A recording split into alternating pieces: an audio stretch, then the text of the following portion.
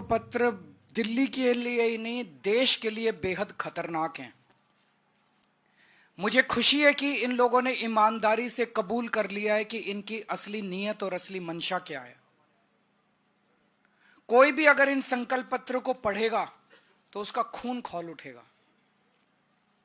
उन्होंने 4 दिन पहले जो हम बार बार कह रहे हैं कि दिल्ली में हम लोगों ने शिक्षा मुफ्त कर दी। एक एक गरीब के बच्चे के लिए 18 लाख बच्चों के लिए शानदार शिक्षा का इंतजाम किया। अगर ये लोग आ गए तो मुफ्त शिक्षा बंद कर देंगे।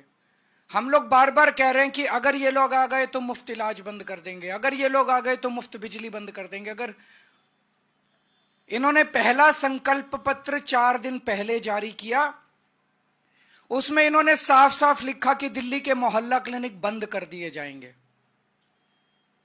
तो दिल्ली के लोगों को जो फ्री इलाज मिल रहा है, वो फ्री इलाज दिल्ली के लोगों का आज जो दिल्ली के लोगों को मिल रहा है दिल्ली के मोहल्ला क्लिनिक अस्पतालों में, वो बंद कर दिया जाएगा। इन्होंने साफ साफ अपने संकल्प पत्र में घोषणा कर दी है।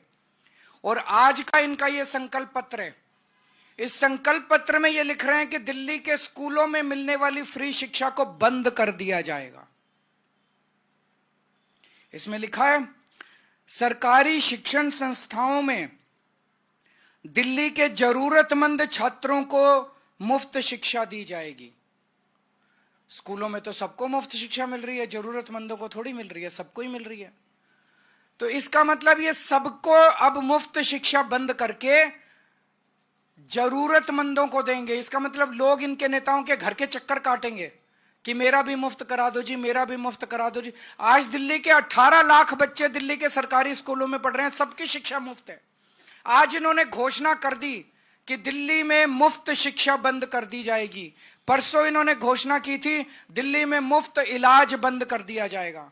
मैं दिल्ली के लोगों को चेतावनी देना चाहता हूं, ये बहुत खतरनाक पार्टी है।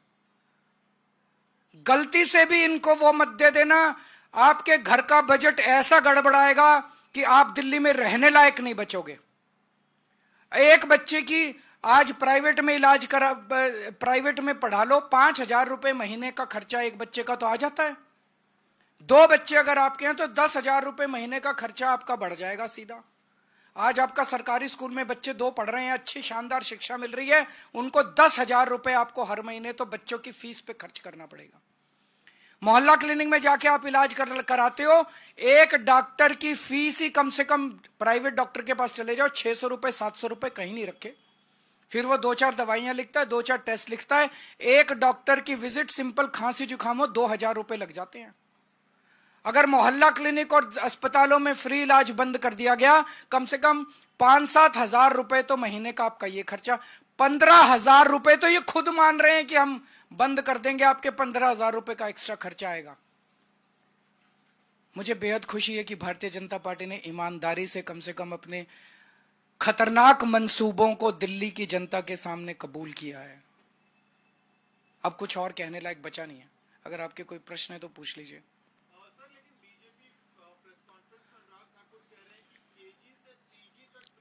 तो केजी से 12वीं तक भी तो पैसे लगेंगे ना। केजी से पीजी के बीच में केजी से 12वीं तो आती है ना। उनकी मंशा साबित हो गई कि नहीं हुई?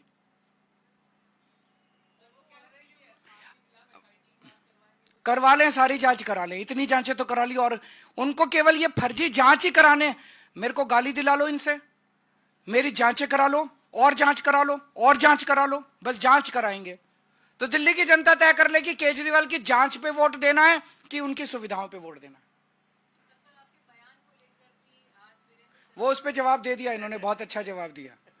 कल मेरे से मैंने ये कह दिया कि जो सोने का हिरन था वो रावण सोने का हिरन बन के आया था, और सीता मैया उस सोने के हिरन के ऊपर वो हो गया। तो उन्होंने ये कह रहे हैं कि रावण नहीं बन के आया था, मरीची राक्षस बन के आया था।